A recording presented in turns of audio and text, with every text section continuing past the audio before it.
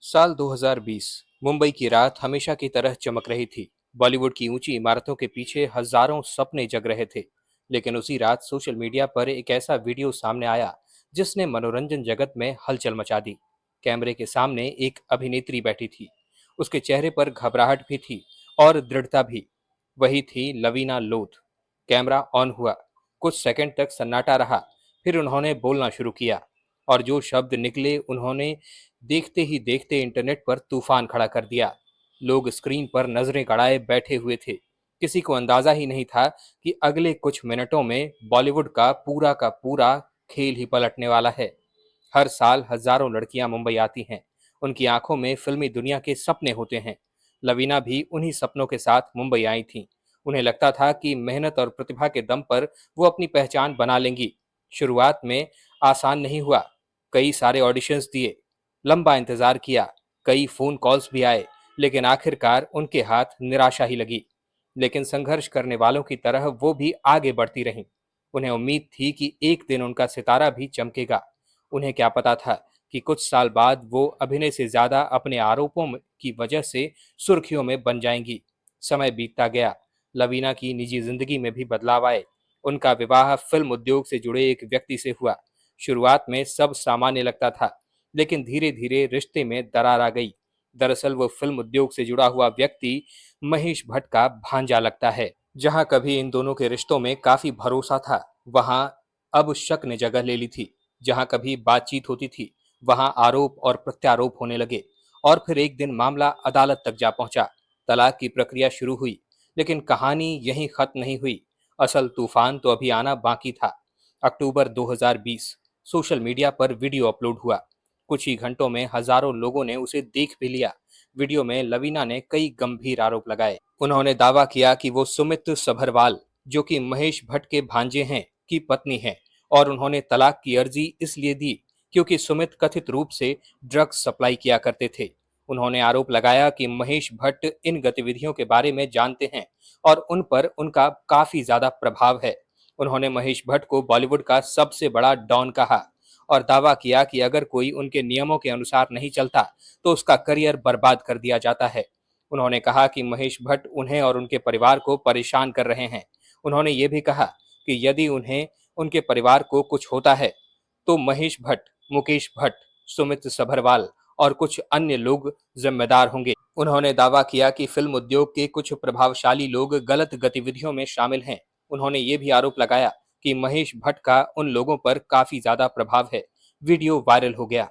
एक तरफ लोग हैरान थे, दूसरी तरफ कई लोग सवाल उठा रहे थे। क्या ये सच है? क्या कोई सबूत है? या ये एक निजी विवाद का हिस्सा है? इंटरनेट दो हिस्सों में बढ़ चुका था। आज के दौर में कोई भी विवाद अदालत पहुंचने से पहले सोशल मीडिया पर पहुंच जाता है। यही हुआ। कुछ लोग लवीना के समर्थन में खड़े हो गए। उनका कहना था, इतने बड़े नाम के खिलाफ कोई यूं ही आरोप नहीं लगाएगा। दूसरे लोग कह रहे थे, सिर्फ आरोप लगाना पर्याप्त नहीं है। बहस बढ़ती गई। हर चैनल पर चर्चा शुरू हो गई। यूट्यूब पर वीडियोस बनने लगे। ट्विटर पर ट्रेंड चलने लगा। हर कोई अपनी राय दे रहा था। लेकिन सच क्या था? इस सवाल का जवाब किसी के पास नहीं था। जैसे जैसे मामला आगे बढ़ा, दूसरी तरफ से भी प्रतिक्रिया आई। आरोपों को गंभीरता से लिया गया, लेकिन साथ ही उन्हें खारिज भी किया गया। कानूनी कदम उठाने की बातें सामने आने लगी। ये साफ था कि मामला अब केवल सोशल मीडिया की बहस तक नहीं रह गया था। अब ये प्रतिष्ठा, आरोप और कानूनी लड़ाई का विषय बन चुका था। दोनों पक्ष अपने अपने दावों पर अड़े हुए थे और जनता दूर बैठकर इस पूरे घटनाक्रम को देख रही थी। न्यूज चैनलों पर एक बड़ा विषय बन चुका था। हर दिन नई हेडलाइंस बन रही थी। बॉलीवुड में नए दावे हो रहे थे। अभिनेत्री के गंभीर आरोपों पर। क्या फिल्म इंडस्ट्री में सब कुछ ठीक चल रहा है? मीडिया कैमरे लेकर इधर से उधर दौड़ रही थी, रिपोर्ट बना रही थी। लेकिन जितनी तेजी से खबर फैल रही थी, उतनी ही तेजी से अफवाहें भी फैल रही थी। कई बातें बिना पुष्टि के वायरल होने लगी। और यही किसी भी बड़े विवाद का सबसे खतरनाक हिस्सा होता है। कल्पना कीजिए, एक तरफ एक अभिनेत्री है जो कैमरे पर आकर गंभीर आरोप लगा रही है। दूसरी तरफ एक स्थापित फिल्म निर्माता का नाम लिया जा रहा है। बीच में करोड़ों दर्शक हैं। हर कोई फैसला सुनाना चाहता है, लेकिन अदालत का फैसला अभी दूर है। ऐसे मामलों में अक्सर सबसे कठिन चीज यही होती है, सच और शोर के बीच का फर्क करना। इस कहानी का सबसे महत्वपूर्ण सवाल यही था क्या आरोप लग जाने भर से कोई दोषी हो जाता है? कानून कहता है नहीं। क्या हर आरोप झूठा होता है? कानून कहता है ये भी नहीं। इसीलिए न्याय व्यवस्था सबूतों पर चलती है, भावनाओं पर नहीं। यही कारण है कि ऐसे मामलों में जांच, दस्तावेज और अदालतें महत्वपूर्ण होती हैं। सोशल मीडिया का फैसला कुछ मिनटों में आ जाता है, लेकिन अदालत का फैसला वर्षों ले सकता है। लवीना के वीडियो के बाद लोगों ने अपने अपने निष्कर्ष निकाल दिए। कुछ ने उन्हें साहसी कहा, कुछ ने आरोपों पर सवाल उठाए, लेकिन कानूनी दृष्टि से दोनों बातें अलग थीं। इंटरनेट पर लोकप्रिय राय और अदालत में साबित तथ्य हमेशा एक जैसे नहीं होते। इस विवाद ने एक बार फिर बॉलीवुड की कार्यप्रणाली पर सवाल खड़े कर दिए। लोगों ने पूछा, क्या नए कलाकारों के साथ निष्पक्ष व्यवहार होता है? क्या उद्योग में शक्ति का संतुलन है? क्या संघर्ष करने वाले कलाकार दबाव महसूस करते हैं? ये सवाल केवल एक व्यक्ति या एक विवाद तक सीमित नहीं था, ये पूरे फिल्म उद्योग से जुड़ा एक प्रश्न था। और प्रश्न एक सामने ये भी आता है कि सुशांत सिंह राजपूत के कातिल अब तक क्यों नहीं पकड़े गए? अब तक क्यों वो खुलेआम घूम रहे हैं? इस सवाल का जवाब भी आज तक नहीं मिला है, और हर कोई इस सवाल के जवाब को ढूंढने में लगा हुआ है। पर इस कहानी में सबसे बड़ा मोड़ तो तब आया जब लवीना लोध के वीडियो वायरल होने के बाद फिल्म निर्माता महेश भट्ट और उनके भाई मुकेश भट्ट ने बॉम्बे हाई कोर्ट में उनके खिलाफ मानहानि का मुकदमा दर्ज करा दिया। उन्होंने लवीना से 1 करोड़ रुपए हर्जाने की मांग की। भट्ट बंधुओं का कहना था कि लवीना द्वारा लगाए गए आरोप झूठे, मानहानिकारक, अपमानजनक और प्रतिष्ठा को नुकसान पहुंचाने वाले हैं। उन्होंने अदालत से अनुरोध किया कि लवीना को भविष्य में ऐसे आरोप लगाने, प्रकाशित करने या प्रसारित करने से रोका जाए।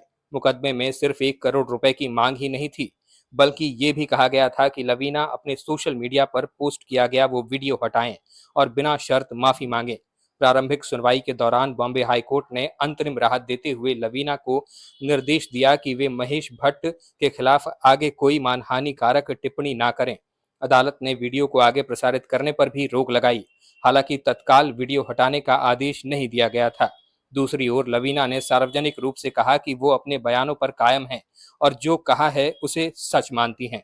उनके वकील ने अदालत को यह आश्वासन दिया कि भट्ट बंधुओं के खिलाफ आगे कोई मानहानि बयान प्रकाशित नहीं करेगी। नाटकीय दृष्टि से देखें तो ये विवाद एक ऐसे मोड़ पर पहुंच गया था जहां एक तरफ एक अभिनेत्री सार्वजनिक मंच पर गंभीर आरोप लगा रही थी और दूसरी तरफ बॉलीवुड के प्रभावशाली निर्माता अदालत पहुंचकर कह रहे थे कि उनकी प्रतिष्ठा को भारी नुकसान पहुंचा है। इसके बाद ये मामला सोशल मीडिया की बहस से निकलकर कानूनी लड़ाई में बदल गया था। दोस्तों, आपका इस विषय पर क्या कहना है, हमें कमेंट्स में जरूर बताइएगा। वैसे भी महेश भट्ट पर पहले भी कई आरोप लगते रहे हैं। उनकी बेटी के साथ वो इंटीमेट फोटोज को लेकर भी एक बार बड़ा विवाद हुआ था। जिया खान के केस में भी महेश भट्ट का नाम सबसे आगे लिया जा रहा था। और साथ ही साथ कई ऐसे विवाद हैं जिनसे महेश भट्ट का नाता पुराना रहा है। क्या आपको लगता है कि महेश भट्ट सचमुच दोषी हैं? हमें कमेंट्स में जरूर बताइएगा। साथ ही साथ अगर ये जानकारी पसंद आई हो तो इस वीडियो को लाइक करिएगा, और अगर आप हमारे चैनल वारिधि मंथन पर नए हैं तो इसे सब्सक्राइब करके बेल आइकन दबाना बिल्कुल मत भूलिएगा। वीडियो में अब तक बने रहने के लिए आपका बहुत बहुत शुक्रिया।